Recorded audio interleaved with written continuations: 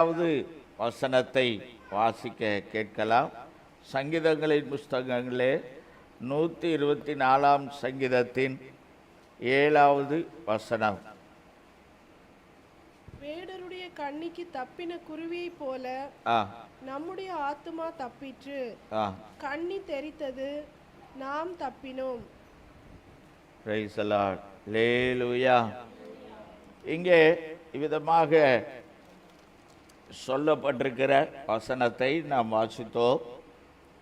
வேடருடைய கண்ணிக்கு தப்பினது குருவியை போல நம்முடைய ஆத்துமா தப்பிற்று, கண்ணி தெரித்தது, நாம் தப்பினோம் என்று சங்கீதக்காரர் பாடின அருமையான வசனத்தை நாம் இங்கே வாசிக்க கேட்டோம். அல்லேலூயா.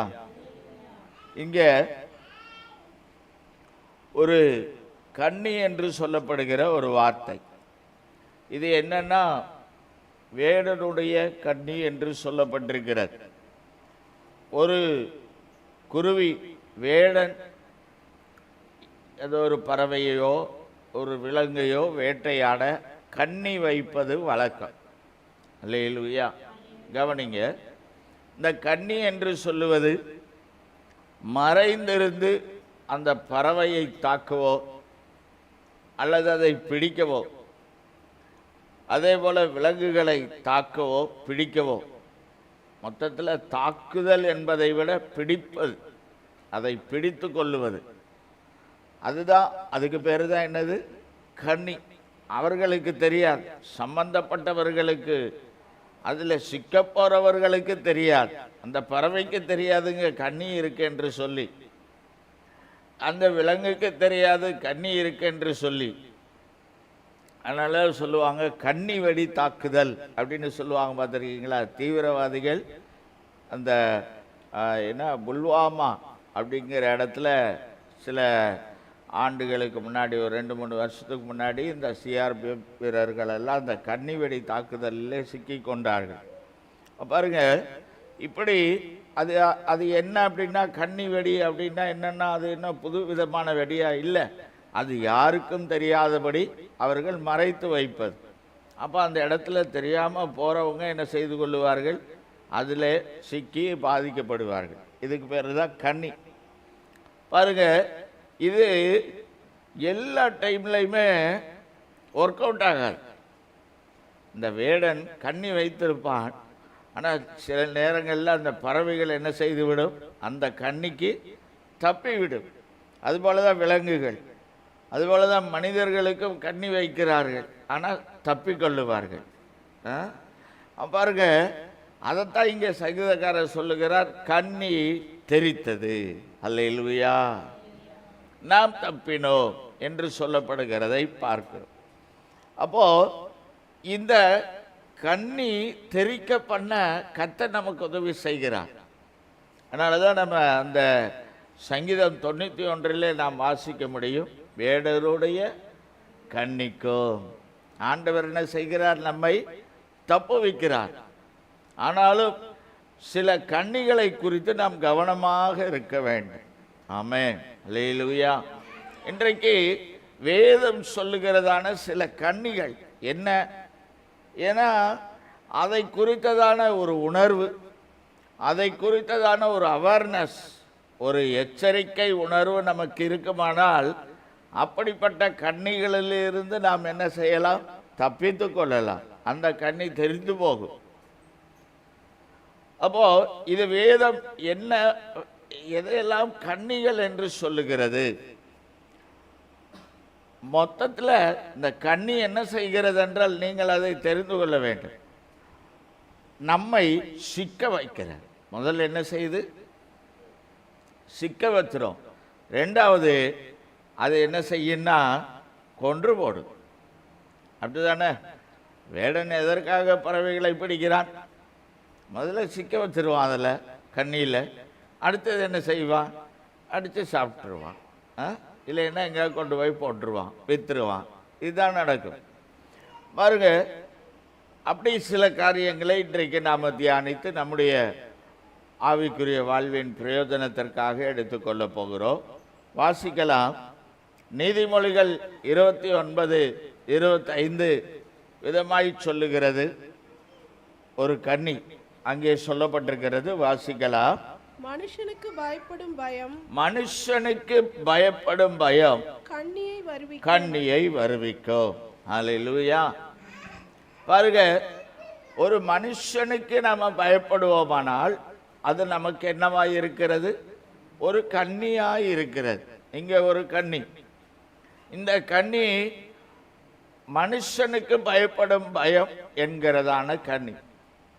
இந்த கன்னி என்ன செய்யும்னா நம்மளை சிக்க வைக்கும். நம்மளை என்ன செஞ்சிடும்? சிக்க வைத்து விடும். வேணா பாருங்க, நம்முடைய வாழ்க்கையின் அனுபவத்தில் இந்த மனுஷனுக்கு பயப்படுகிற பயம் எதுலையாவது நம்மளை கொண்டு போய் என்ன செஞ்சிடும்? சிக்க வச்சிடும். பொதுவாகவே ஒரு மனிதன் இன்னொரு மனிதனுக்கு பயப்பட தேவை இல்லை. என்ன சொல்றீங்க? அல்லேலூயா. மனுஷனுக்கு பயப்படும் பயத்தை பற்றி வேதத்தில் சொல்லவே இல்லை. கர்த்தருக்கு தான் நம்ம பயப்படணும். அதாவது நமக்கு பெரியவர்களுக்கு நாம் என்ன செய்ய வேண்டும் என்றால், பிள்ளைகள் பெற்றோருக்கு கீழ்ப்படியணும். சரிங்களா? அதே போல மனைவி கணவனுக்கு கீழ்ப்படிய வேண்டும். அதே போல நடத்துகிறவர்களுக்கு நாம் என்ன செய்யணும்? கீழ்ப்படிய தான் செய்யணும். அவங்களையே பயப்பட வேண்டியதில்லை. கர்த்தர் ஒருவருக்கே பயப்பட வேண்டும். அல்லேலூயா. அப்போ மனுஷனுக்கு பயப்படணும்னு எங்கேயுமே கிடையாது. நம்ம எந்த மனுஷனுக்கும் பயப்பட வேண்டிய அவசியம் இல்லை. பிரச்சனை எங்கே வருதுன்னா, இந்த கீழ்ப்படியாமையினால் என்ன வர வேண்டியது இருக்கு? பயப்பட வேண்டியதாக இருக்கு. கீழ்ப்படிய வேண்டிய இடத்துல வேதம் சொல்லுவதை செய்யாமல் விடும்போது என்ன செய்ய வேண்டியதாக இருக்கு? பயம் வருது. அப்படிதானே? பாருங்க, நம்ம கரெக்டாக கீழ்ப்படிஞ்சு வேதத்தின்படி வாழ்ந்தால் பயப்பட தேவையில்லை. அல்லேலூயா. இப்போ ரோட்டில் வாகனத்தை எடுத்துக்கொண்டு போகிறோம். அங்கே காவல்துறையினர் இருக்கிறாங்க. அவங்க என்ன செய்வாங்கன்னா, சரியான முறைப்படி நாம் வாகனம் வைத்திருக்கிறோமா, அதை சரியான முறைப்படி ஓட்டுகிறோமா என்பதை பரிசோதிக்க அவங்க இருக்கிறாங்க. அது அவர்களுக்கு கொடுக்கப்பட்ட வேலை. அவங்கள பார்த்தோன்னே பயம் வருதுன்னா என்ன அர்த்தம்? இங்கே சரியில்லை. அப்படித்தானே? அப்போ அவங்களுக்குள்ளே, அந்த கன்னிக்குள்ளே, அதான் மனுஷனுக்கு வருகிற பயம். அது ஒன்று. பாருங்க பிள்ளைங்கள், கவனிங்க. உங்கள் பெற்றோருக்கு நீங்கள் கீழ்ப்படிய வேண்டும். உங்களுக்கு உங்கள் பெற்றோருக்கு நீங்கள் ஏதோ ஒரு விதத்தில் பயப்படுறீங்க அப்படின்னா நீங்கள் என்ன செய்யலைன்னு அர்த்தம்? அவங்களுடைய காரியங்களுக்கு கீழ்ப்படியலை. ஏதோ நீங்கள் கொல்மால் பண்ணிக்கிட்டு இருக்கிறீங்க கீழ்ப்படியாமல். அதனால தான் அவங்கள பார்த்தோன்னே என்ன வருது? ஒரு பயம் வருது. உங்களை நடத்துகிற ஆசிரியர்களாக இருக்கலாம், வேலையில் உங்களை நடத்துகிற உங்களுக்கு மேலானவர்கள், உங்கள் சேட்டு, ஓனர், கான்ட்ராக்டர், மேனேஜர், இப்படி யார் எந்த பொறுப்பில் இருக்கிறாங்களோ அவங்களுக்கு நம்ம ஏன் பயப்படணும்? வேண்டியதில்லை. அப்போ நம்ம பயப்படுறோன்னா ஏதோ நம்ம ஒழுங்கின்மையான காரியத்தை செய்திருக்கிறபடினாலே, ஒழுங்குக்கு மாறான காரியத்தை செய்திருக்கிறபடினாலே இந்த நபர் வந்தால் என்ன செய்வார்? நம்மை கண்டிப்பார், தண்டிப்பார். அப்படி இது என்ன செய்யணும்னா, ஒரு கண்ணி நம்மளை அங்கே சிக்க வச்சிடும், அடிமையாக்கி போடும். பாருங்க, அதுக்கு பயந்தே இருக்க வேண்டியதாக இருக்கு. அதனால் ஒரு திறந்த உள்ளத்தோடு, திறந்த மனதோடு நாம் எல்லா இடத்துலையும் ஒழுங்காய் நாம் அதை செய்து நடந்து கொண்டோமானால் எந்த மனிதனுக்கும் பயப்பட வேண்டியதில்லை. அல்லேலூயா. பிசாசுக்கு கூட பயப்பட வேண்டியதில்லை. நம்ம ஆண்டவருக்கு ஒருவன் பயந்து ஆண்டவர் சொல்லி இருக்கிறபடி செய்வோமானால் நிச்சயமாகவே நாம் யாருக்கு என்ன செய்ய வேண்டியதில்லை? பயப்பட தேவையில்லை. அல்லேலூயா. சரி, பாருங்க, இதுதான் மனுஷனுக்கு பயப்படும் கண்ணி என்று சொல்லப்பட்டிருக்கிறது. அப்படி நம்ம போய் இதுக்குள்ள சிக்கிட்டோம்னா வாழ்நாள் முழுவதும் அவன் இந்த மனிதனானவன் நம்மளை வைத்து என்னெல்லாம் செய்யணுமோ அவ்வளோத்தையும் செய்ய ஆரம்பிப்பான்.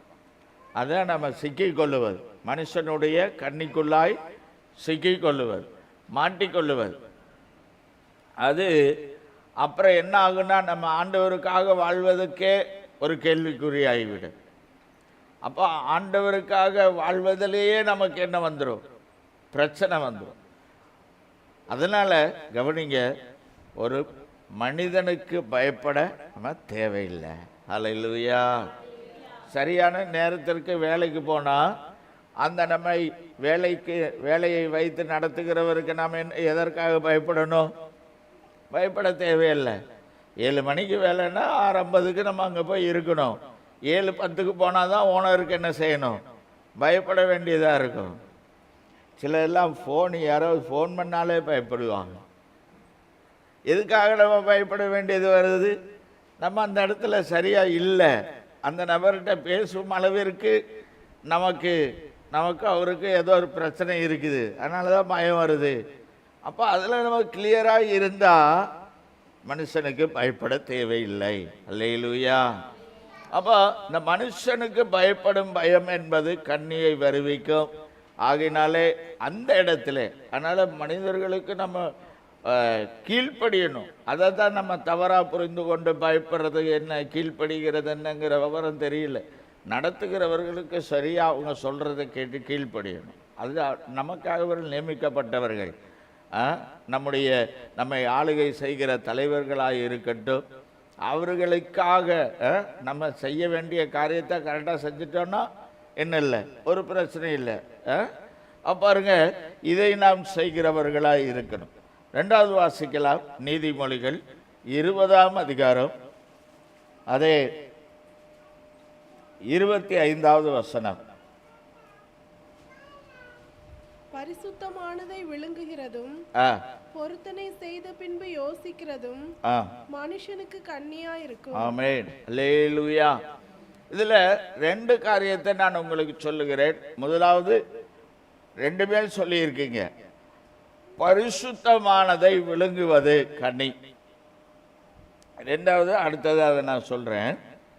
பாருங்க, 2வது கண்ணி நம்மை சிக்க வைப்பது எதுன்னா பரிசுத்தமானதை விழுங்குவது.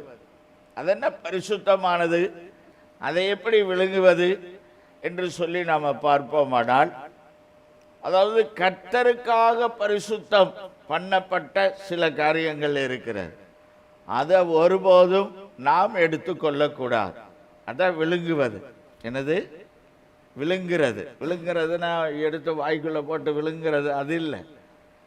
பாருங்க, ஆண்டவருக்குன்னு சில காரியங்கள் இருக்கிறது, அது ஆண்டவருக்கே உரியது. அதில் நம்ம உரிமை கொண்டாடவோ கை வைக்கவோ அதில் போய் நம்ம தலையிடவோ கூடாது. அதுக்கு பேர் தான் என்னது? விழுங்குவது. கர்த்தருக்குரிய காரியங்களை அது என்ன அப்படின்னு சொல்லி பார்த்தா நிறைய இருக்கு. ஒன்று ஆண்டவர் கொடுக்கிற காரியமாக இருக்கலாம், அது காணிக்கை மட்டும் இல்லை. பாருங்க, ஆண்டவர் கொடுக்கிற நேரம், ஆண்டவரை ஆராதிக்கிற நேரம். அப்போ இந்த கர்த்தருக்காக கொடுப்பது பரிசுத்தமானது. இந்த 2 மணி நேரம் பரிசுத்தமான நேரம். ஆமே, ஆண்டவரை ஆராதிக்கிற நேரம். இது நம்ம விழுங்கிடக்கூடாது. அது நமக்கு ஒரு கண்ணியாக மாறிடும்.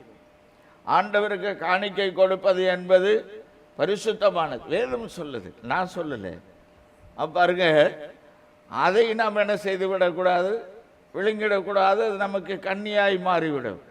ஆண்டவருக்காக நாம் ஒவ்வொரு நாளும் ஜெபிக்க நேரம் கொடுப்பது, வேதம் வாசிக்க நேரம் கொடுப்பது, அதெல்லாம் அவருக்காக பரிசுத்தம் பண்ணப்பட்ட நேரமும் அந்த காரியங்களும். அதில் போய் நம்ம தலையிட்டு அதையும் நமக்காக எடுத்து, ஒரு நாளைக்கு 24 மணி நேரத்தை ஆண்டவர் நமக்கு தந்திருக்கிறார். அதில் நம்முடைய முற்பிதாக்கள் நமக்கு சொல்லி தந்தது போல 2.5 மணி நேரத்தை ஆண்டவருக்காக நம்ம என்ன செய்யணுமா? செலவிடணும். ஜெபம் பண்ணுவதிலையும் வேதம் வாசிப்பதிலையும். அதை நம்ம அதுலேயும் நம்ம எடுத்துக்கிட்டோம்னா அது என்னவா இருக்கும்? நமக்கு கண்ணியாக இருக்கும். அல்லேலூயா. நம்முடைய வருமானத்தில் 10ல் 1 பங்கை கர்த்தருக்கு என்ன செய்ய வேண்டும்? கொடுக்க வேண்டும். சபை ஆசீர்வதிக்கப்படவோ ஊழியக்காரர் நல்லா இருக்கவோ இல்லை, நம்ம ஆசீர்வதிக்கப்பட. அல்லேலூயா. சரிங்களா? அப்ப பாருங்க, இது சிலருக்கு தெரியாமல் இருக்கிறது. அதனால அந்த விஷயத்துல நாம சரியாக இருக்க வேண்டும். இன்னும் பாருங்க, அந்த ஓய்வு நாள் சத்தியத்தை குறித்து பழைய ஏற்பாட்டில் சொல்லப்பட்டிருக்கிறது. அதில் நம்ம எந்த ஒரு வேலையும் செய்யக்கூடாது. அது கர்த்தருக்கு பரிசுத்தமான சபை கூடுதல் பரிசுத்தம் என்று சொல்லப்பட்டிருக்கிறது. அப்போ ஆராதனைக்கு வருவதில் அதையும் நம்ம எடுத்து என்ன செய்திடக்கூடாது. நம்முடைய வேலைக்காக, நம்முடைய காரியங்களுக்கு அன்னைக்கு ஓய்வு நாள் 24 மணி நேரம் என்னதான் ஓய்வு நாள். நம்ம இன்னைக்கு 2 மணி நேரமே எப்படி தான் இருக்குது, அபூர்வமாக தான் இருக்குது. அதுலேயும் நம்ம வேலைக்காகவோ நம்ம சொந்த காரியங்களுக்காகவோ அதை எடுத்துக்கொள்ளக்கூடாது. முடிந்த வரை நான் இப்போ நீங்கள் எதுவும் நினச்சிக்கூடாது என்னைய. ஏன்னா உங்களுக்கு நீங்கள் சிக்கிடக்கூடாதேங்கிறதுக்காக நான் பேசி கொண்டிருக்கிறேன். அல்லேலூயா. சரி, அதனால் இந்த நேரத்தை நம்ம ஆண்டவருக்குன்னே ஒதுக்கிடணும். ஞாயிற்றுக்கிழமை 7 to 9 அது ஆண்டவருக்காக. ஒருவேளை நம்ம இங்கே வர முடியலைனாலும் நம்ம வேறு ஊர்களுக்கு போகிறோம், எங்கேயாவது ஒரு பக்கம் வாரத்தில் ஒரு நாள் ஆண்டவருக்காக என்ன செய்து விட வேண்டும். அந்த நேரத்தை கொடுத்து நாம் கர்த்தருக்கு ஆராதனை செய்ய வேண்டும். அல்லேலூயா. சரி, பாருங்க, இதுதான் இப்படி நிறைய இருக்கிறது. ஆண்டவருக்காக கொடுக்கிற நேரம், ஆண்டவருடைய காரியங்கள், அதில் யார் ஈடுபடுறாங்களோ, யார் செய்ய வேண்டுமோ அதில் போய் நம்ம தலையிடக்கூடாது. இப்படி நிறைய விஷயங்கள் இருக்கிறது. இப்படி கர்த்தருக்கு பரிசுத்தமான விஷயங்களிலே நாம் தலையிடாமல் இருப்பது, பரிசுத்தமானதை விழுங்காமல் இருப்பது, அது நமக்கு ஆபத்தில்லாமல் இருக்கும். அப்படி போய் எல்லாத்துலேயும் நம்ம தலையிட்டு அதை அபகரித்து கொண்டோமானால், அதை நமக்கென்று எடுத்து கொண்டோமானால் அதுக்கு பேர் என்னது? விழுங்குவது.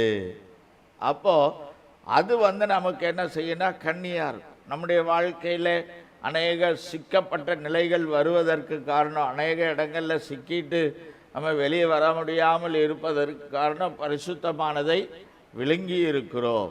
அப்போ இதில் நம்ம உணர்ந்து வெளியே வரும்போது நிச்சயமாக கர்த்தர் அந்த கண்ணியிலிருந்தும் நம்மை விடுதலையாக்குவார். சரி, அதே போல தான் அதனுடைய 2வது பகுதி இதே மாதிரி தான் சொல்லுது. ஒன்று கர்த்தருக்கு பரிசுத்தம், 2வது அதனுடைய பகுதி நமக்கு சொல்லி தருகிறது பரிசுத்தமானதை விழுங்குவதும். அடுத்தது என்னது? பொருத்தனை செய்த பின்பு யோசிக்கிறதும். ஒரு பொருத்தனை என்பது இருக்கிறது, ஒரு பிரதிஷ்டை என்பது இருக்கிறது. அதை செய்யறதுக்கு முன்னாடி யோசிக்கணும். எப்பவுமே பொருத்தனை செய்வதற்கு முன்னாடி யோசிக்கணும். செய்து விட்டால் யோசிக்கவே கூடாது. அதாவது ஆண்டவருக்காக செய்கிறது இல்லை, அங்கதான் அதுதான் பொருத்தனை. வேற பொருத்தனை இல்லை. வேற எல்லா பொருத்தனையும் நம்ம யோசிக்கலாம், நம்ம மாற்றலாம், தப்பில்லை. ஆண்டவருக்காக செய்கிற பொருத்தனையும் பிரதிஷ்டையும் செய்வதில் அதுக்கு பின்னாடி யோசிக்கவே கூடாது. அதுக்கு முன்னாடி நம்ம என்ன செய்யணும்? யோசிக்கணும். எந்த ஒரு காரியமாகட்டும், ஆண்டவருக்காக கொடுப்பதாக இருக்கட்டும், இன்னும் பல காரியங்கள் இருக்கிறது. ஒரு பிரதிஷ்டை நம்முடைய வாழ்க்கையில் ஒரு பொருத்தனை செய்து விட்டால் அதில் பின்னாடி என்ன வரக்கூடாது? ஒரு யோசனையும் வரக்கூடாது. நான் இப்படி ஒரு பிரதிஷ்டை செய்திருக்கேன், ஒரு தீர்மானம் பண்ணியிருக்கிறேன், ஒரு பொருத்தனை செய்திருக்கிறேன் என்று சொல்லி நம்ம வச்சுட்டோன்னா அதிலிருந்து விலகி வந்தால் அது நமக்கு வாழ்நாள் முழுவதும் என்னவா இருக்கும்? அதுதான் கண்ணியாக இருக்கும். அதில் தான் நம்ம சிக்கி கொண்டு வெளியே வர முடியாமல் தவிக்க வேண்டியதாக இருக்கு. அதனால தான் பிரசங்கி 5:5 சொல்லப்பட்டிருக்கிறது, நீ சொல்லிட்டு செய்யாமல் போவதை பார்க்கலும் நீல். என்னது? அதான் அந்த வாசிங்க, நீ நேர்ந்து கொண்டதை வாசிங்க. நேர்ந்து கொண்டதை செய்யாமல் போவதை பார்க்கிலோ நேர்ந்து கொள்ளாதிருப்பதே நலம். அவ்வளவுதான். உங்கள்கிட்ட ஆண்டவர் கேட்டாரா? நீங்க தான் சொன்னீங்க, அப்படித்தானே? பொருத்தனை யாரு பண்ணா? ஆண்டவர் கேட்டாரா? இல்லை, நம்ம தான் என்ன சொன்னோம்? ஆண்டவரே எனக்கு அதை தந்தீங்கன்னா இப்படி நடந்தா இதை செய்கிறேன், இப்படி நான் இருக்கிறேன் அப்படின்னு ஒரு பிரதிஷ்டை ஏற்படுத்தணும், பொருத்தனை பண்ணோம். பண்ணிட்டு இப்போ செய்யாமல் இருந்தா அதுக்கு பேர் என்னது? கண்ணி. அதில் நம்ம மாட்டிக்கிறோம். பண்ணியாச்சு, அதை செய்யணும். இல்லைன்னா என்ன செய்யக்கூடாதா? பண்ணாமல் இருக்கிறதே நல்லது. பண்ணிட்டு செய்யாமல் இருப்பதை காட்டிலும் இங்கே பொருத்தனை என்பதை, பிரதிஷ்டை என்பதை செய்யாமல் இருப்பது நல்லது. அல்லேலூயா. பாருங்க, நல்ல பிரதிஷ்டைகளை நாம் செய்யலாம், தவறல்ல. அது ஆண்டவருக்காக செய்வதாகட்டும், நம்முடைய வாழ்க்கையில் நம்ம இன்னும் ஆண்டவருக்காக வேரூன்ற பலனடைய நம்ம செய்கிற பொருத்தனைகள், பிரதிஷ்டை ஆகட்டும், அதை நம்ம செய்யணும். பாருங்க, நல்ல அழகான வெண்வஸ்திரம் தரிப்பது ஒரு பிரதிஷ்டை. செஞ்சாச்சுன்னா, அது சொல்லியாச்சுன்னா, நம்ம அதில் எப்படி இருக்கணும்? உறுதியாக இருக்கணும். அல்லேலூயா. அப்போ பாருங்க, அது நம்மளுக்கு என்ன இல்லை, ஆமாம், அப்பப்போ மாற்றக்கூடாது. இப்படியா என்னுடைய வஸ்திர ஒழுங்கு இது, என்னுடைய அலங்காரம் இது, நான் நடந்து கொள்ளும் விதம் இது, அப்படி ஏதாவது பிரதிஷ்டை பண்ணிட்டா அதில் சரியாக இருக்கணும். இல்லைன்னா செய்யாமலே இருக்கலாம். சரிங்களா? இது மாதிரி நம்ம ஒவ்வொரு காரியத்திலையும் நேர்ந்து கொண்ட பின் யோசிக்கக்கூடாது. அதுபோல் சில எல்லாம் ஆண்டவருக்கு கொடுப்பதில் பிரதிஷ்டை பண்ணுவாங்க. காணிக்க கொடுத்துட்றேன், இடத்த கொடுத்துட்றேன், இப்படி நல்லா பிரதிஷ்டை பண்ணுவான். ஒன்று, அதில் நம்ம எப்படி இருக்கணும்? சரியாக இருக்கணும். இல்லைன்னா தேவையில்லை. ஆண்டவர் அதெல்லாம் கேட்கல. நீ பிரதிஷ்டை பண்ணி இதை கொடு, பொருத்தனை பண்ணி இதை கொடு அப்படின்னெல்லாம் கேட்கல. பண்ணுன்னா அதில் எப்படி இரு? சரியாயிரு. அல்லேலூயா. அதுபோல் நம்முடைய சரீரத்துக்கு தேவையான சில எல்லாம் ஆகாரத்திற்குன்னு ஒரு பிரதிஷ்டை வச்சுருப்பாங்க. நல்லது, அப்படியெல்லாம் செய்யணும்னு அவசியம் இல்லை, நல்லது. உங்களுடைய அது எதற்காகன்னு வேணும். நீங்கள் டயட்டில் இருங்க, அதை கேன்சல் பண்ணுங்கள், அது தேவையில்லை.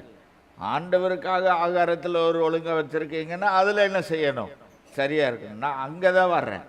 உங்களுக்காக, உங்கள் சரீரத்திற்காக நீங்கள் ஆகாரத்தில் டெடிகேட் பண்ணி என் சரீரத்தை கொஞ்சம் வீங்கி இருக்குது, அதை கொஞ்சம் ஸ்லிம் ஆக்கணும் அப்படின்னு சொல்லிட்டு நீங்கள் டயட் பண்ணீங்கன்னா அதுக்கு இதுக்கு சம்மந்தமே கிடையாது.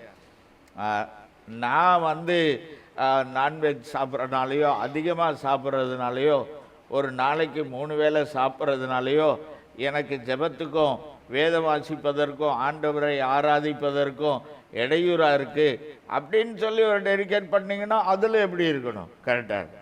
அல்லேலூயா. இப்போ புரியுது அவங்களுக்கு? உங்கள் தேவைக்காக நீங்கள் பண்ணுறது இங்கே நான் லிஸ்ட் அவுட் பண்ணவே இல்லை. அது உங்கள் விருப்பம். நீங்கள் அது எப்போனாலும் பண்ணலாம், எப்போனாலும் அதை உடைக்கலாம், என்ன வேணாலும் பண்ணலாம், அது உங்கள் இது. சரிங்களா? கர்த்தருக்காக எதை நேர்ந்து கொண்டாலும், ஆமென், அல்லேலூயா, அதில் எந்த ஒரு மாற்றமும் இல்லாதபடி உங்களுக்கும் கர்த்தருக்கும் உள்ளதான அந்த உறவுகளிலே நாம் சீராக இருக்க வேண்டும். இப்படி நேர்ந்து கொண்ட பின் என்ன செய்யக்கூடாது? நம்ம அதை யோசிக்கக்கூடாது. அப்படி யோசித்து அதில் மாற்றத்தை கொண்டு வருவோமானால் அது நமக்கு நாள்தோறும் கண்ணியாக இருக்கும். நம்ம அதில் என்னாலும் சிக்கிக்கொள்ள வேண்டியதாக இருக்கும்.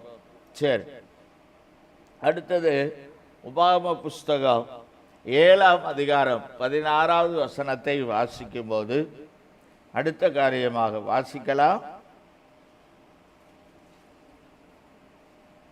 7:16 வாசிங்க.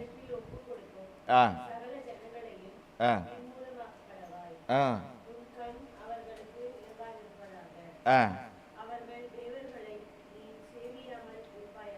ஆ ஆமென், அல்லேலூயா. பாருங்க, அவர்கள் தேவர்களை நீ சேவியாமல் இருப்பாயாக, அது உனக்கு கண்ணியாய் இருக்கும். பாருங்க, அந்நிய தேவர்களை சேவிப்பது நமக்கு கண்ணியாய் இருக்கும். அந்நிய தேவர்களை சேவிப்பது என்பது நமக்கு கண்ணி என்று சொல்லப்பட்டிருக்கிறது. இந்த காரியத்திலும் நம்ம ரொம்ப கவனமுள்ளவர்களாக இருக்கணும். இதோ நம்மை சிக்க வைத்துவிடும். இப்போ சொல்லும்போது உங்களுக்கு நம்ம எங்கே போய் அந்நிய தேவர்களை சேவிக்க போகிறோம் சரிதான். நம்ம யாரும் ஆண்டவரை அறிந்த தெய்வ மக்கள் என்ன செய்ய மாட்டோம்? அந்நிய தேவர்களை சேவிக்க மாட்டோம். ஆனால் இந்த கண்ணின்னு சொல்லி வரும்போது சில விஷயங்களில் நம்ம மாட்டிக்கிறோம். யாராவது வருவாங்க, எங்கள் ஊரில் கோயிலுக்கு என்ன பண்ண போகிறோம்? கொடை பண்ண போகிறோம், அப்படி தானே இங்கே என்ன சொல்லுவாங்க? ஆமாம், ஏதோ ஒன்று. அதனால் நீங்கள் என்ன கொடுங்க, ஒரு 10 ரூபா எழுதுங்க. அப்படி இந்த பிள்ளைகள்லாம் பேப்பரை தூக்கிட்டு வருவாங்க. நாங்கள் இன்னி வருமா இன்னும் கொஞ்ச நாளில் இது நடத்த போகிறோம், அதனால் நீங்கள் என்ன கொடுங்க. ஆமாம், பெருந்தன்மையாக 10 ரூபாயை எழுதி விட்டுறக்கூடாது. அங்கே தான் கண்ணி. அல்லேலூயா. சரியா? ரொம்ப கவனமாக இருக்கணும்.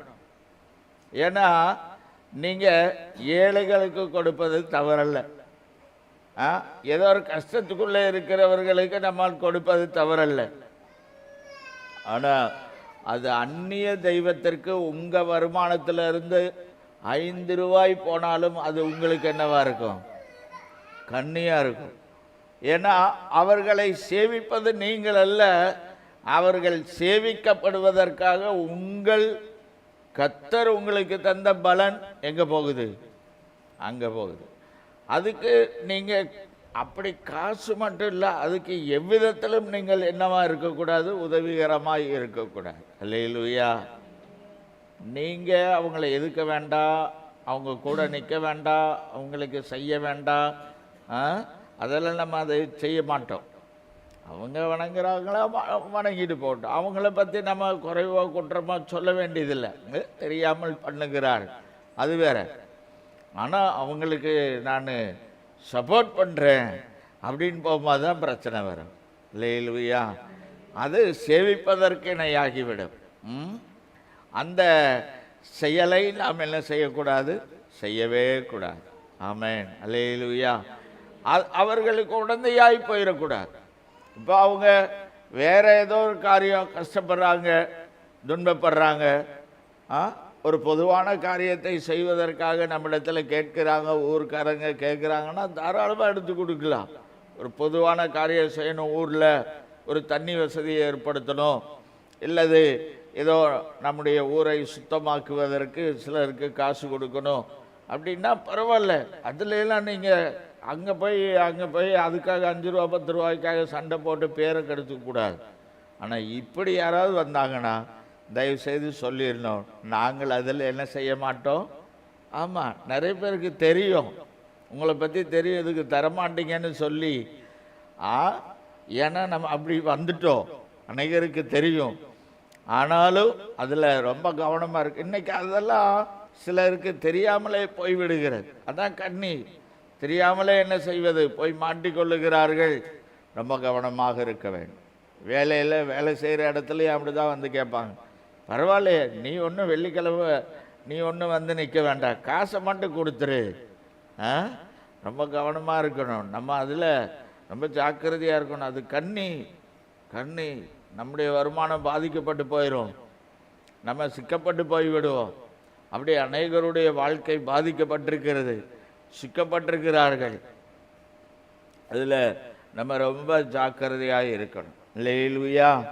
சரி, அப்போ பாருங்க, இதை நாம் பார்க்கிறோம். அந்நிய தேவர்களை சேவிப்பதில் நாம் எந்த ஒரு விதத்திலும் அனுசரணையாகவோ ஆதரவாகவோ நம்ம ஏன் இதை சொல்கிறேன்னா, நம்ம சேவிக்க போகிறதில்லை. இப்படி சில காரியங்கள் நம்ம அறியாமலே என்ன செஞ்சிடும், வந்துடும். அதில் நம்ம ரொம்ப கவனமாக இருந்து, அது உங்களுக்கு உறுத்துதலாக இருக்கும் அந்த இடத்துல. இதை நம்ம செய்வது சரியில்லை அப்படின்னா நீங்கள் ஒதுங்கிறது நல்லது. அல்லேலூயா. சரி, கர்த்தர் ஆசீர்வதிப்பார். அடுத்தது பாருங்க, இன்னொரு வசனம் கூட நம்ம பார்க்கலாம். 1 தீமோத்தேயு 6ஆம் அதிகாரம் 9வது வசனத்திலே சொல்லப்பட்டிருக்கிறது.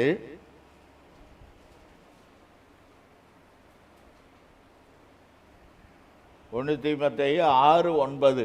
ஐஸ்வர்யவான்களாக விரும்புகிறவர்கள் சோதனையிலும் கண்ணியிலும் மனுஷரை கேட்டிலும் அழிவிலும் அமிழ்த்துகிற மதிகேடும் சேதமுமான பலவித இச்சைகளிலும் விழுகிறார்கள். ஆமென். அல்லேலூயா. பாருங்க, அடுத்தது நம்ம இங்கே பார்க்கிறோம், ஐஸ்வர்யவான்களாக விரும்புகிறவர்கள் சோதனையிலும் கண்ணியிலும் விழுகிறார்கள்.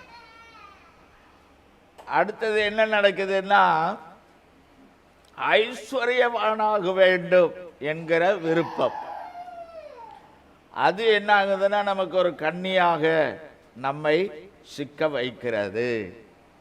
ஐஸ்வர்யவானாகணும். ஐஸ்வர்யவான்னா என்னது? ஏதோ ஒன்றில் பெரிய ஆளாகணும். பணத்தில் மட்டும் இல்லை, ஏதோ ஒன்றில் விருத்தி அடைய வேண்டும்.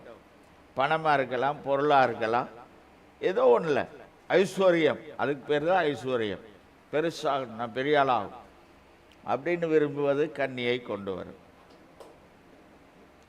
பணத்தில் ஐஸ்வர்யவானாகணும், பொருளில் ஐஸ்வர்யவானாகணும் அப்படின்னு நினைக்கும் போது, இதுதான் இன்னைக்கு அனைவருடைய நினைவுகளாக இருக்கிறது. அப்படின்னு நம்ம நினைக்கும் போது அது நமக்கு கண்ணியை கொண்டு வரும். நமக்குரியது போதும்னு இருக்கணும். இன்னைக்கெல்லாம் பாருங்க, அப்படி சிக்கப்படுறாங்க. எங்கேயாவது ஒரு விளம்பரம் வரும், 10,000 ரூபா கொடுத்தீங்கன்னா அடுத்த மாதம் உங்களுக்கு எவ்வளோ கிடைக்கும்? 20,000 ரூபா கிடைக்கும்னு சொல்லுவான். அவன் போய் 100 பேர் என்ன பண்ணிடுவான், 10,000 ரூபாய் கொடுத்துருவான். அவன் என்ன செஞ்சிருவான், அந்த மாத கடைசியில் எஸ்கேப். 100 பேர்கிட்டையும் 10,000 ரூபாய் வாங்கிட்டு எத்தனை செய்திகள் கேட்டாலும் மக்களுக்கு என்ன வரமாட்டேங்குது, எப்படி ஆகிலும் இந்த வேலைக்கு போய் மாதம் 10,000 ரூபா வந்து நமக்கு பத்த மாட்டேங்குது அப்படின்னு சொல்லி அப்படியே ஒரு மாதம் சம்பளத்தை எடுத்து கொடுத்து வீட்டுக்கு செலவுக்கு கூட வைக்காமல் அடுத்த மாதம் பார்த்தா அவன் என்ன செஞ்சிருப்பான், அடித்து தூக்கிட்டு போயிருப்பான். அல்லேலூயா. இது என்ன விருப்பம்? ஐஸ்வர்யவானுங்கிற விருப்பம். ஷார்ட்கட், ஷார்ட்டாக என்ன செஞ்சிடலாம். ஆமாம், பெரிய பணக்காரனை 10,000 ரூபாயை 20,000 ரூபாய்க்கு தர்றான்ல, எங்கேயும் போகாமல் கிடச்சிடல, நோகாமல் கிடச்சிருது. இப்படி லட்சக்கணக்கில் கொடுத்து ஏமாந்தவங்கெல்லாம் இருக்கிறாங்க. இவங்க மட்டும் போய் சேர்றதில்ல, கண்ணியில் இவங்க மட்டும் போய் மாட்டுறதில்ல, இருக்கிறவன் எல்லாத்தையும் கூட்டிகிட்டு போய் அதில் விட்டுற வேண்டியது. அப்புறம் அவன் பூரா நம்ம வீட்டு கதவை தட்டிகிட்டு இருப்பான். தேவையாது. இப்படி பொருளில் ஒருத்தர் ஒரு பொருளை வச்சுருக்காங்கன்னா அது அவங்களால முடிஞ்சிருக்கு, அதை அவங்க வாங்கியிருக்காங்க. அதனால் அவங்க முடிச்சதோ முடியலையோ கடனில் வாங்கினாங்களோ அது நமக்கு தேவையில்லை. நமக்கு தேவையா, நம்மால் முடிகிறதா வாங்கிக்குவோம். முதல்ல நமக்கு தேவையான்னு பார்க்கணும், அடுத்தது நம்மளால் முடியுமான்னு பார்க்கணும். 2 ஓகேவா வாங்கி வைக்கலாம், தவறே இல்லை. நான் ஒன்றும் சொல்ல போகிறதில்லை. ஆனால் நம்மளாலேயே முடியல, நமக்கு அது தேவையும் இல்லை, அப்புறம் எதுக்கு அதை வாங்கணும்? அது சிக்கிரும், சிக்க வச்சிடும் நம்மளை. இப்போ டெய்லி எல்லாம் பேங்க்கில் இருந்து ஃபோன் பண்ணுறாங்க, உங்களுக்கு எவ்வளோ தரோம்? ஆமாம், ஏடிஎம் கார்டு வச்சுருக்கீங்கள, அக்கௌண்ட் வச்சுருக்கீங்கள, சார் உங்களுக்கு என்னவா இருக்குது, 1,00,000 ரூபா லோன் சேங்ஷன் ஆகியாச்சு அப்படின்னு சொல்லி. போயிடாதீங்க, மாட்டிக்கிடுவோம். ஆமென், அல்லேலூயா. சரி, அதனால் இந்த லோன் வாங்குகிற விஷயத்தில், கடன் வாங்குகிற விஷயத்துலலாம் ரொம்ப கவனமாக இருக்கணும். சிலருக்கு வேறு வழியில் எப்படியாவது எதையாவது செய்யணும்னு சொல்லி நம்ம போக வேண்டியதாக இருக்குது. அதுலேயுமே நம்ம மீண்டு வர என்ன செய்யணும், வசனத்தை அறிக்கையிட்டு ஜெபம் பண்ணி மீண்டு வர பார்க்கணும். இல்லைன்னா அதை காட்டிலும் வேதனையான விஷயம் என்ன இல்லை, ஒன்றுமே இல்லை. அதனால் இதெல்லாம் நமக்கு கண்ணியாக மாறிவிடுகிறது, நம்மை ஒரு விஷயத்தில் சிக்க வைத்து விடுகிறது. அப்புறம் பாருங்க, நம்ம அந்த இடத்த விட்டோ அந்த நபரை விட்டோ நம்ம சிக்கிட்டோம்னா அப்புறம் அவ்வளோதான்.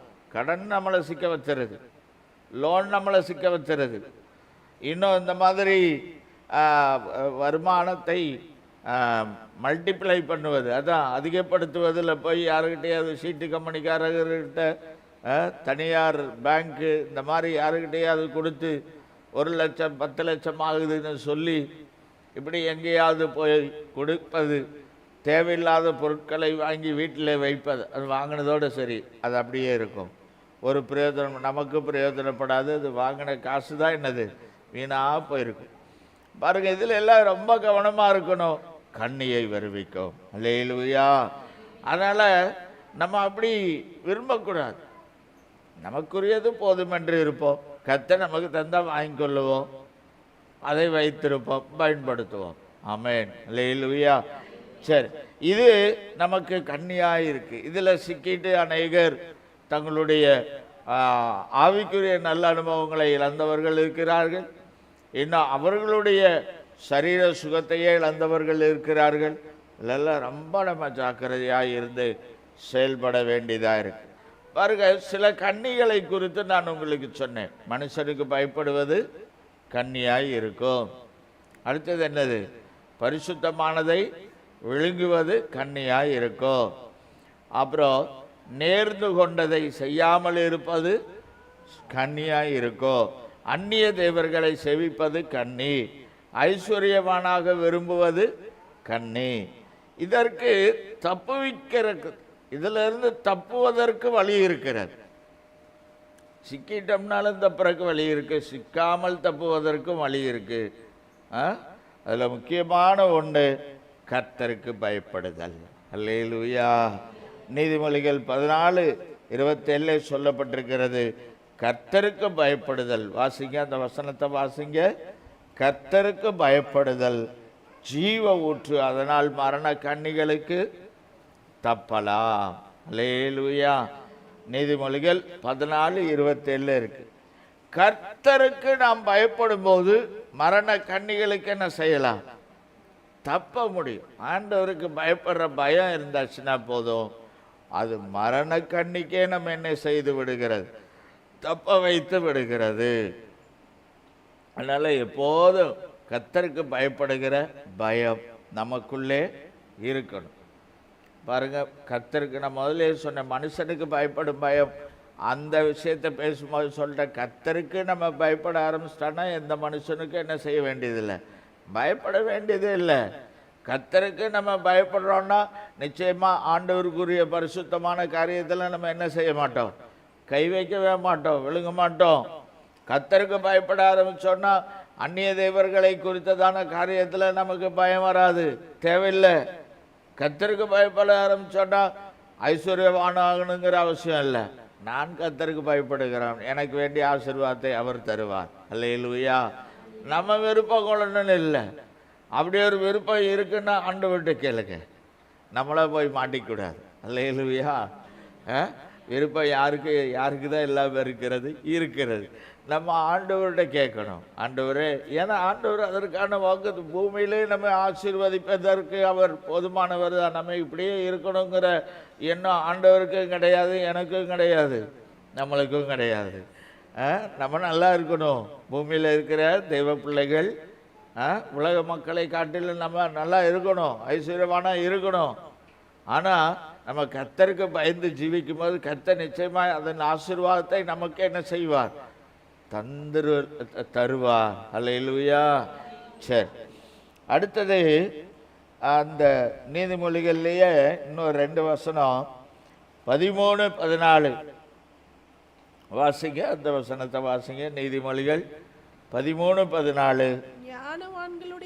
ஞானவான்களுடைய போதகம் ஜீவ ஊற்று, அதனாலும் மரண கன்னிகளுக்கு தப்பலாம். அல்லேலூயா. ஞானவான்களுடைய போதகம். ஒன்று, கர்த்தருக்கு நாம பயப்படணும். அடுத்தது ஞானவான்களுடைய போதகம். ஞானவான்களுடைய போதகம் என்பது அநேக காரியங்களை குறிக்கிறது. ஒன்று, கர்த்தருடைய மனிதர்கள், தேவ மனிதர்கள் நமக்கு போதிக்கிற காரியங்கள்.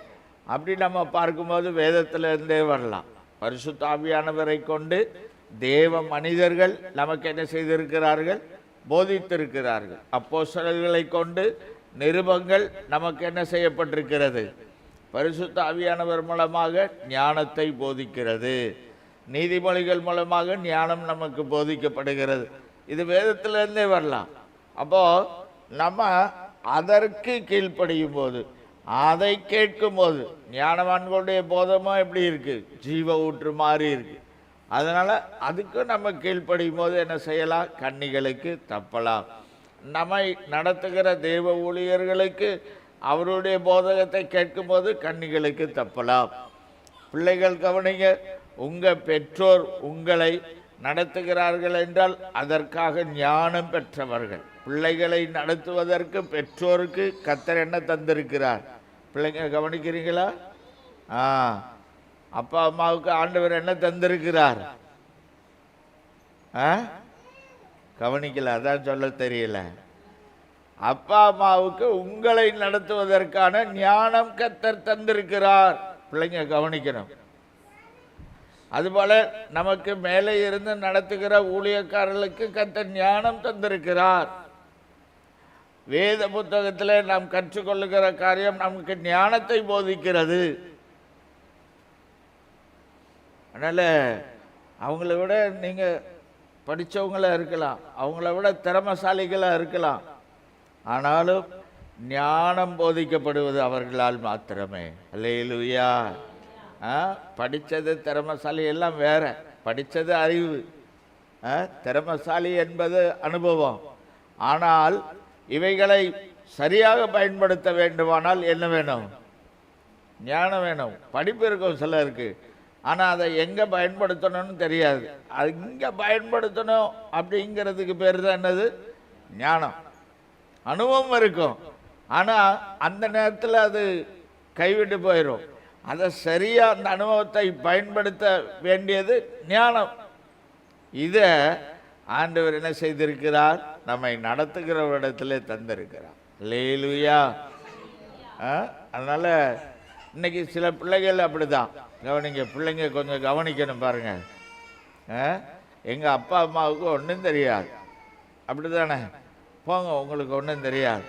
அது இந்த பிள்ளைங்க வளர்ந்து வரும்போது, அதனால் பெரிய பிள்ளைங்கள்லேருந்து சின்ன பிள்ளைங்க வரைக்கும் எல்லாரும் என்ன செய்யணும்? அப்பா அம்மாவுக்கு கர்த்தர் என்ன தந்திருக்கிறார்? எங்களை நடத்தக்கூடிய ஞானத்தை தந்திருக்கிறார். அது மாதிரி உங்கள் டீச்சராக இருக்கலாம், உங்களுக்கு கற்றுத்தருகிற ஆசிரியர்களாக டீச்சர்ஸாக இருக்கலாம், அவங்களுக்கு என்னை போதிக்கக்கூடிய ஞானத்தை கர்த்தர் அவர்களுக்கு என்ன செய்திருக்கிறார்? தந்திருக்கிறார். அப்படித்தானா? ஆமாவா? ஆமாவா இல்லையா? சரி. அதனால் நீங்கள் புத்திசாலி தான், ஏன்னா நீங்கள் அப்படிப்பட்ட காலத்தில் இருக்கிறீங்க. இன்னைக்கு என்னவோ ஏஐ வந்திருக்கு, சாட் ஜிபிடி, அது என்னென்னமோ சொல்கிறான். உள்ள அடித்து போனான்னா எல்லாத்தையும் கொண்டு வந்து கொடுத்துருது. நமக்கு எட்டாததை கூட அது என்ன செய்து விடுகிறது? தந்து விடுகிறது. அந்த அளவுக்கு போயிடுச்சு. இன்னைக்கு டீச்சரை நம்ம மாட்டிக்கிறான். எதைத்தான் நம்புகிறான் பிள்ளைகள்லாம்? ஆமாம், இந்த ஏஐ அதைத்தான் நம்புகிறாங்க. எங்கள் டீச்சருக்கு சொல்லித்தர தெரியாது, எங்கள் அப்பா அம்மாவுக்கு தெரியாது, அது பூரா பழங்கதையே பேசிக்கிட்டு இருக்கு அப்படின்னு சொல்லி ஏஐயில் போட்டு பார்த்துட்டு போயிட்டே இருக்கிறான். ஆனால் நல்லா கவனிச்சுக்கோங்க, உங்களுக்கு ஞானம் வேணா அங்கேருந்து தான் வரும். அல்லேலூயா. சரி, அப்போ பாருங்க, ஞானியின் போதகம் நம்ம என்ன செய்கிறது? கண்ணிக்கு தப்பு வைக்கிறது. சரி, கடைசியா ஒன்று நீதிமொழிகள் 22:5 சொல்லியிருக்கு, வாசிக்கலாம். நீதிமொழிகள் 22:5. மாறுபாடுள்ளவனுடைய வழியிலே முள்ளுகளும் கண்ணிகளும் உண்டு, தன் ஆத்துமாவை காக்கிறவன் அவைகளுக்கு தூரமாய் விலகி போவான். ஆமென். அல்லேலூயா. ஆத்துமாவை காக்கணும். ஆண்டவர் என்னுடைய ஆத்துமாவிற்கு ஜீவன் தந்திருக்கிறார். மரித்து போயிருந்த என்னுடைய ஆத்துமாவிற்கு ஜீவனை தந்திருக்கிறார். இந்த ஆத்துமாவை நான் என்ன செய்யணும்? காத்து கொள்ளணும்னு நினைக்கிறவங்களுக்கு கண்ணிலிருந்து தப்பலாம். அல்லேலூயா. எப்பவுமே நமக்கு அந்த எண்ணம் இருக்கணும். எந்த எண்ணம்? எந்த எண்ணம்? ஆத்துமாவை நான் காத்து கொள்ள வேண்டும். என்னுடைய ஆத்மா கரைபடக்கூடாது. என்னுடைய ஆத்மா மீண்டும் பாவத்திற்குள்ளாய் போய்விடக்கூடாது. என்னுடைய ஆத்மா பாவத்தின் சம்பளமாகிய மரணத்திற்குள்ளாய் போய்விடக்கூடாது. அப்படின்னா ஆத்மாவை காப்பாற்றுவதில் நம்ம எப்படி இருக்கணும்? ரொம்ப கவனமாக இருந்து போயிட்டே இருக்கணும். போயிட்டாலே என்ன வராது? கண்ணி வராது. அல்லேலூயா. பாருங்க, ஆத்துமாவை காத்துக்கொள்ள. அதனாலதான் எழுதினார், பிரியமானவனே உன் ஆத்துமா வாழ்வது போல என்ன செய்ய நீ வாழ்ந்துரு. அப்போ நம்ம எண்ணமெல்லாம் அதிலே தான் இருக்கணும். ஆத்துமாவை காக்கவே நம்ம என்ன செய்யணும்? ஒரு வாழ்க்கை வாழணும். ஆத்துமாவை வாழ வைக்கணும். ஆத்துமாவை செழிக்க பண்ணணும். அதெல்லாம் எங்க இருந்து வரும்? சோத்து மாவுல இருந்து வரும்? இல்லை. ஆத்மா வாழணும்னா அதெல்லாம் எங்க இருந்து தான் வரணும்? பரத்துல இருந்து வரணும். ஆத்மாவுக்கு ஜீவன் தந்தவரிடத்துல இருந்து வரணும். ஆத்மாவுக்கு போசாக்கு தருகிறதான வேத புத்தகத்திலிருந்து வரணும். அப்பதான் ஆத்மாவை என்ன செய்ய முடியும்? காக்க முடியும். நம்முடைய ஆத்மாவை நாம் காத்து நடந்தோமானால் கன்னிகளுக்கு என்ன செய்ய முடியும்? தப்பிக்கொள்ள முடியும். அல்லேலூயா. பாருங்க, கண்ணினா என்னன்னு பார்த்தோம். கண்ணிக்கு எப்படி தப்பலான்னு 3 காரியம் சொல்லி கொடுத்தேன். 1, கர்த்தருக்கு பயப்படணும். 2வது, ஞானியின் போதகத்திற்கு கேட்கணும், அதை கேட்கணும். 3வது, ஆத்மாவே என்ன செய்யணும்? காத்து கொள்ளணும். இதெல்லாம் நம்ம செய்தோம்னா இந்த கன்னிகளுக்கு, இந்த சிக்குதலுக்கு என்ன செய்யலாம்? விலகினவர்களாய் ஒரு தூய்மையுள்ள வாழ்க்கை, ஒரு விடுதலையான வாழ்க்கை, ஆண்டவர் தருகிற சந்தோஷத்தை அப்பதான் அனுபவிக்க முடியும். கண்ணி இல்லை எனக்கு, நான் நல்லா இருக்கிறேன். ஹல்லேலூயா, ஆமென். அப்ப பாருங்க, இந்த கண்ணிக்கு தப்பி, அதான் கண்ணி தெரித்தது. கண்ணி என்ன செஞ்சிருச்சு? இப்போ தெரித்தது. அவ்வளோதான். கண்ணி வைக்கிறவன் வச்சுக்கிட்டே தான் இருப்பான். கண்ணி வைக்கிறவன் என்ன செஞ்சுக்கிட்டே தான் இருப்பான். ஆமாம், அது அவன் வேலை. வேடனுடைய வேலை என்னது? கண்ணி வைக்க வேண்டிய வேலை. கண்ணி தெரிக்கணும்னா நம்ம என்ன செய்யணும்? கன்னிகள் என்னன்னு தெரியணும் முதல்ல. அதான் வரிசைப்படுத்தின கன்னிகள் என்னன்னு சொல்லி. அப்புறம் தப்பு மொழியும் சொல்லியாச்சு. இனி நாம் என்ன செய்யணும்? அப்படி செய்வோமானால் நம்முடைய வாழ்க்கையில் ஏற்படுத்தப்படுகிற எல்லா கன்னிகளும் தெரித்து நாம் தப்புவோம். அல்லேலூயா. எல்லாரும் அப்படியே கண்களை மூடி ஆண்டவரை நோக்கி பார்த்து நம்ம ஜெபம் பண்ணலாம். ஆமென். அல்லேலூயா. ஸ்தோத்திர ஆண்டவரே, ஸ்தோத்திர ஆண்டவரே. அப்பா, ஸ்தோத்திர ஆண்டவரே. கண்ணி தெரித்தது, நாம் தப்பினோம். நம்மை கன்னிகளில் சிக்க, கண்ணி என்பதை சிக்க வைப்பது, அடுத்தது சாக வைப்பது. இவைகள் தெரிக்க இந்த கன்னிகளை பற்றியதான ஒரு பாடம் நமக்கு தேவை. கன்னிகளை பற்றியதான தெளிவு நமக்கு தேவை. இதெல்லாம் கன்னி, இதெல்லாம் கன்னியார் கணக்கு. மனுஷனுக்கு பயப்படும் பயம் என்பது கன்னி. பரிசுத்தமானதை விழுங்குவது என்பது கன்னி. நேர்ந்து கொண்ட பின் யோசிப்பது என்பது கன்னி. அந்நிய தேவர்களை செவிப்பது, அதற்கு அனுசரணையாய் ஆதரவாய் இருப்பது கன்னி. இன்னும் ஐஸ்வர்யவானாக விரும்புவது கன்னி. இதெல்லாம் கண்ணில் தெரிஞ்சாச்சு. இதற்கு நாம் தப்பணும். தேவனுக்கு பயப்படணும். கண்ணிக்கு தப்பிடலாம். ஏன்னா கண்ணி, அதுக்கு பேரே கண்ணி தான். எங்க இருக்குன்னு தெரியாது, எங்க இருக்குன்னு தெரியாது. தப்பணும்னா கர்த்தருக்கு பயப்படணும். ஞானியின் போதகத்திற்கு, ஆமென், அதை கேட்கணும். நம்ம போதகத்தை கேட்கணும். வேதத்தின் மூலமாய் தரப்படுகிறது. நம்மை நடத்துகிறவர்கள் மூலமாய் இந்த போதகம் தரப்படுகிறது. ஹல்லேலூயா. ஆத்துமாவை காத்து கொள்ளுவது கண்ணிக்கு தப்பிடலாம். கண்ணி தெறிக்க வச்சிடலாம். ஹல்லேலூயா. ஸ்தோத்திர ஆண்டவரே, ஸ்தோத்திர ஆண்டவரே. இனி தேவ பிள்ளைகள் சிக்கப்பட்டவர்கள் அல்ல, கண்ணியினால் சிக்கப்பட்டவர்கள் அல்ல, நாம் விடுதலையாக்கப்பட்டவர்கள், நாம் ஜெயம் பெற்றவர்கள். ஹல்லேலூயா, ஹல்லேலூயா. ஸ்தோத்திர ஆண்டவரே, ஸ்தோத்திர ஆண்டவரே. ஒருவேளை நீங்கள் இப்படிப்பட்ட ஏதோ ஒரு கண்ணியில் சிக்கியிருப்பீங்கன்னா ஆண்டவருடைய கரத்திலே ஒப்பு கொடுத்து ஜெபம் பண்ணுங்க. அப்பா, ஆண்டவரே, இந்த காரியங்கள்லாம் தெரியாததுக்கு முன்னாடி இப்படி ஆயிடுச்சு ஆண்டவரே. மனுஷருக்கு பயப்படுகிற பயங்கிற கண்ணிக்குள்ளே இருக்கிறப்பா. ஆமென். கர்த்தாவே, அப்பா, ஆமென், விடுதலையாக்குங்க ஆண்டவரே, விடுதலையாக்கி விடுங்க அப்பா. சிக்கிட்டோம், எப்படியோ சிக்கிட்டோம். ஆமென். அல்லேலூயா. கத்தர் விடுதலையாக்கும், விடுதலையாக்கும், விடுதலையாக்கும் ஆண்டவரே. உதவி செய்யுங்கப்பா. ஸ்தோத்திர ஆண்டவரே, ஸ்தோத்திர ஆண்டவரே. பரலோகபிதாவே, அன்பின் ஆண்டவரே, நல்ல தகப்பனே, உம்மை நன்றியோடு ஸ்தோத்திரிக்கிறோம். இந்த நாளிலும் அப்பா ஆண்டவரே, கண்ணி தெரித்தது. ஆமென். தப்பினோம்.